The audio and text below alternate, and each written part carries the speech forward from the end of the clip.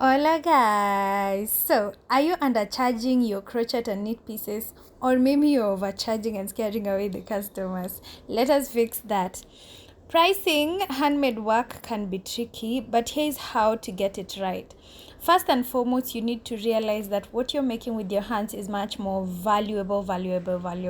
And the following 7 steps are going to help you in your pricing. So, number 1, understand your costs. There's no point or no need of you spending 100% to make that item and you're charging less than that 100%. Meaning, if you're spending transport to go get yarn, if you're buying a certain type of yarn that's more expensive, you need to include that in your final pricing. Number 2, choose a pricing formula. So different people have different formulas to choose, but the least and most common is calculate all your costs that you've used, whether it's transport, yarn price, everything, anything. Even if you buy smoky when you're going to buy yarn that day, include that.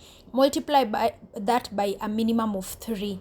That's your minimum cost. Like, that's where you're starting before you even include other things like your time and all those things.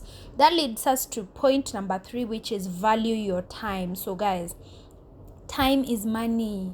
Time is money, and don't you dare sell anything without including your time. So if you have an hourly rate, or you can just research how much handmade products are rated hourly, and you can use that, or you can use that depending on, of course, who you're selling to. That leads us to point number 4, which is know your market.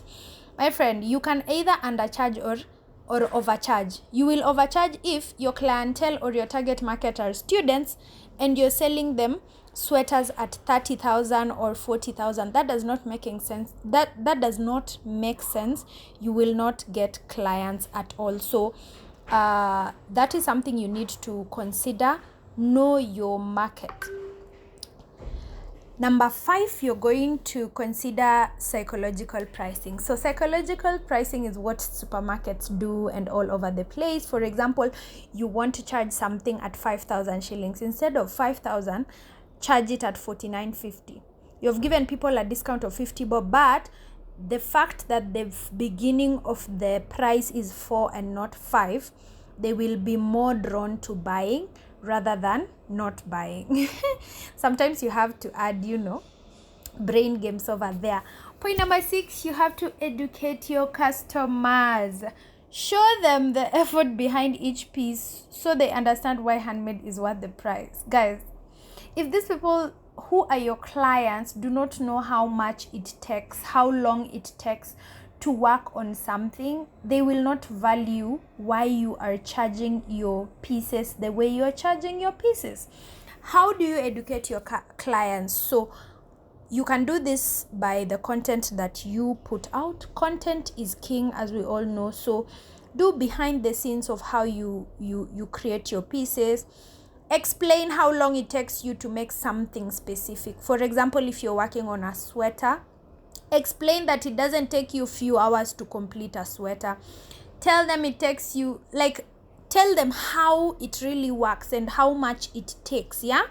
If you're pulling all-nighters, record that and share that. An educated customer will be more likely to buy and understand the value, so you won't have problems with them.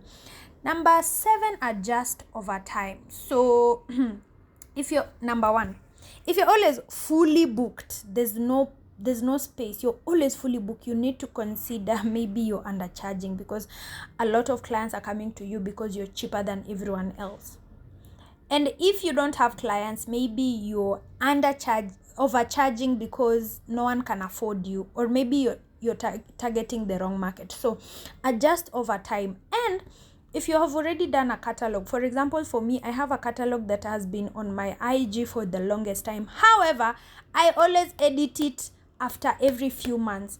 After 2 months, I will add 500 shillings or 1,000 onto a piece if I feel like it is worth more than I had priced it before. So it is adjustable, but just know that if you consider all these 7 things, your pricing won't be weird, it won't be under, and it won't be over.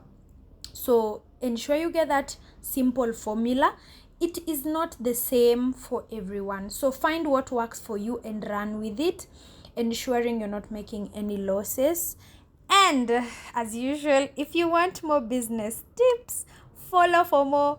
Put down a comment below on how you price your pieces. And then if you want detailed and a more professional session, book a session with Ogfra Knits, because we offer sessions advising knitters and crocheters on how to price, advising knitters and crocheters on entrepreneurship as a whole, and also just teaching people how they need to advance or how they can advance in this area.